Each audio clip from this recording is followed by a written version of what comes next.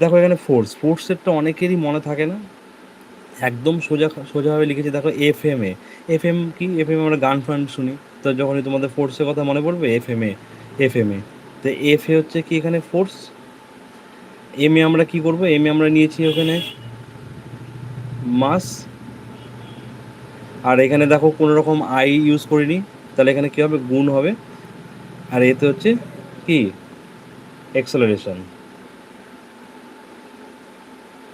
বুঝতে পারছো, mass into acceleration, এটা কি ফোর্সের জন্য।